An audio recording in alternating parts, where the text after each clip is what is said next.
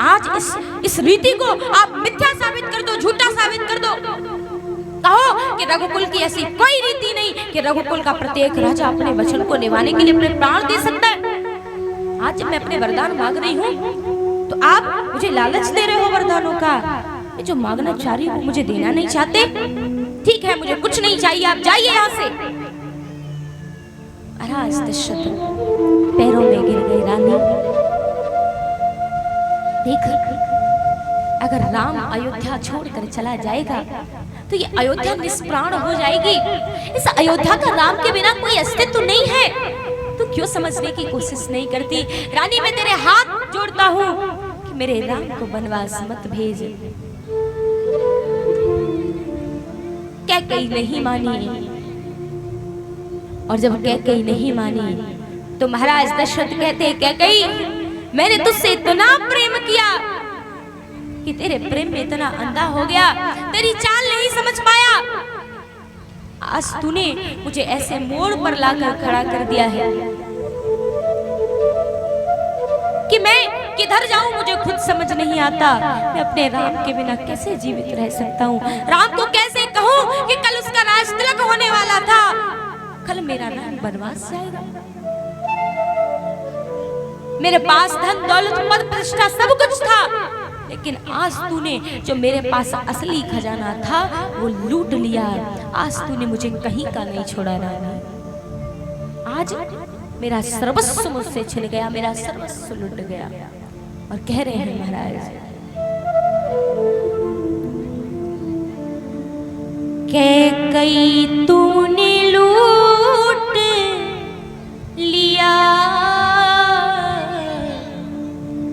दशरथ के खजाने को।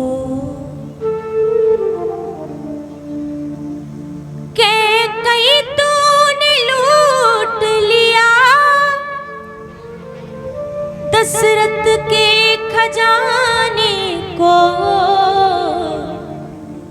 तू तरस जाएगी रानी। सुन रानी, अगर मेरा राम वनवास जाएगा तो क्या होगा? तू तरस जाएगी रानी,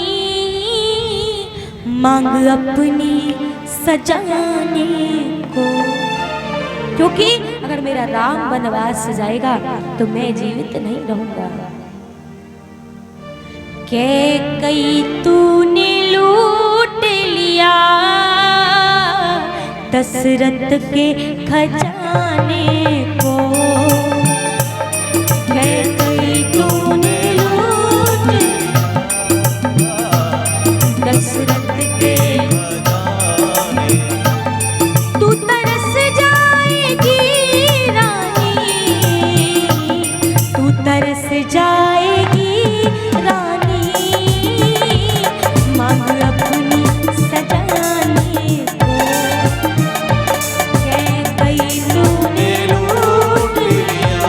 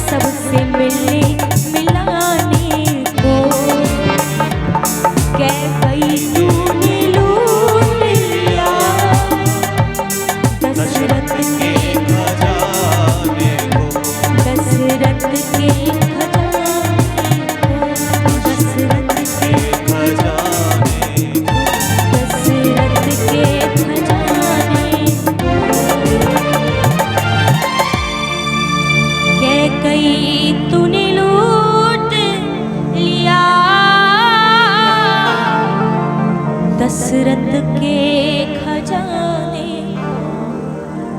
महाराज कह रहे रानी, आज तूने मुझसे मेरा सर्वस्व छीन लिया। संतान से बढ़कर माता पिता के लिए कभी धन दौलत पद प्रतिष्ठा नहीं हो सकती, लेकिन आज तूने संतान की तौल इस राजपाट से कर दी। आज तूने एक पुत्र के प्रेम की तौल इस राजपाट से कर दी। आज मेरा सर्वस्व छिन गया। महाराज विलाप करते, मूर्छित हो जाते, पुनः जब चेतना वापस लौटती है बार बार आग्रह करते, लेकिन कैकेयी माता अपने वचन पर डटी है कि मुझे यही दो वरदान चाहिए। तब तक भगवान राम आ गए। भगवान राम ने देखा पिताजी और माता कैकेयी दोनों नहीं हैं।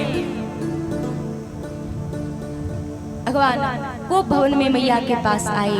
आकर के मैया से मिले, चरण स्पर्श किए, पिताजी के चरण स्पर्श किए।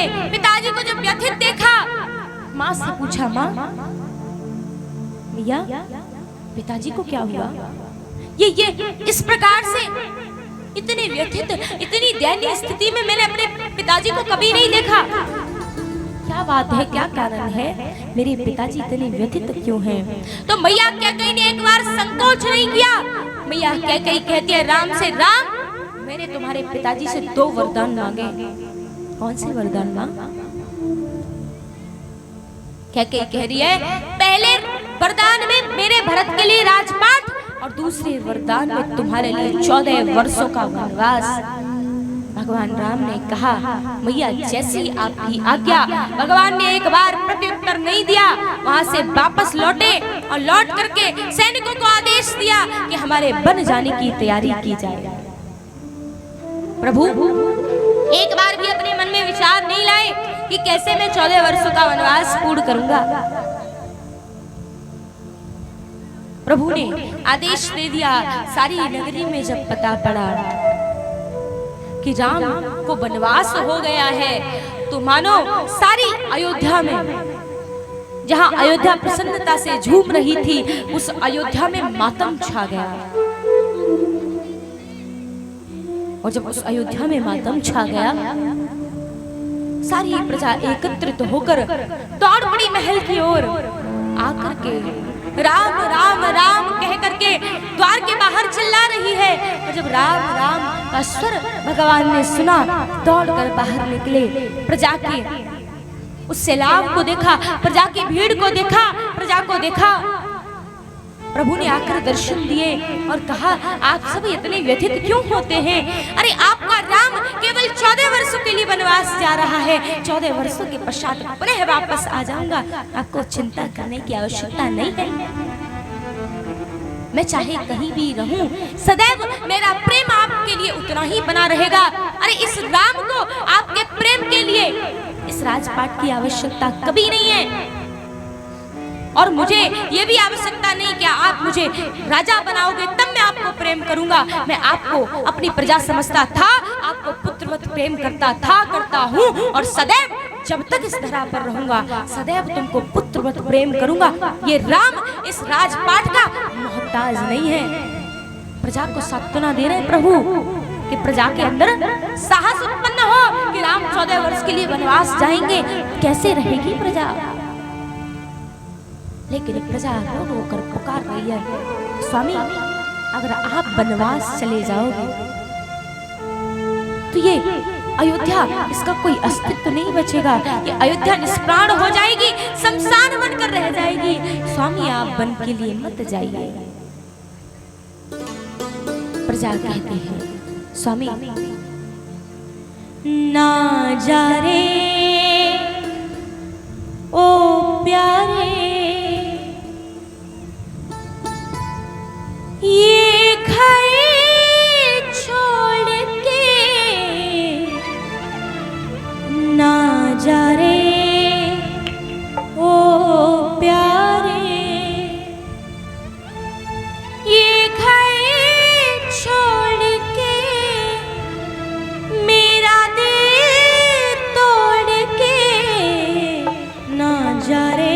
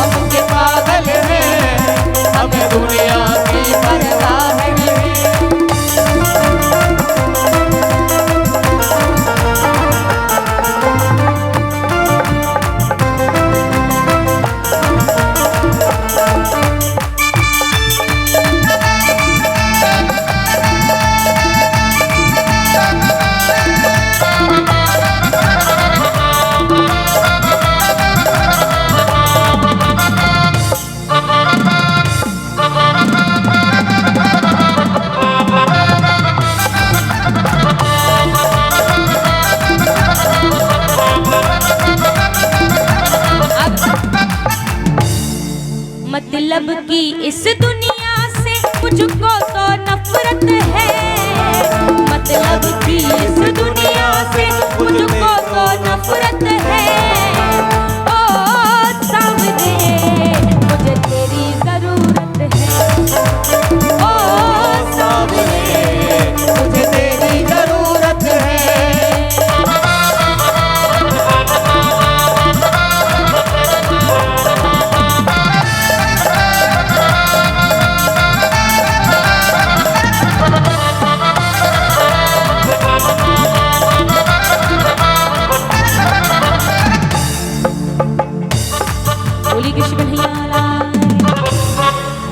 आजा महाराज आरती।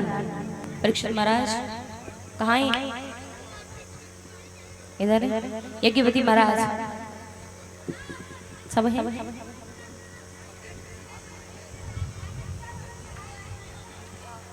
कहाँ है लाला के नानी नाना कौन है भाई? अभी तक हमें शकल ही ना दिखी। कहाँ है, कौन से कुन्ने में? आजा मंच पे आओ, दिखाओ तो कम से कम अपना मुखड़ा सब। बोले बालकृष्ण भगवान की। अब स्वर सुनने को मिल रहा है प्रभु, बड़ा इंतजार करवाया।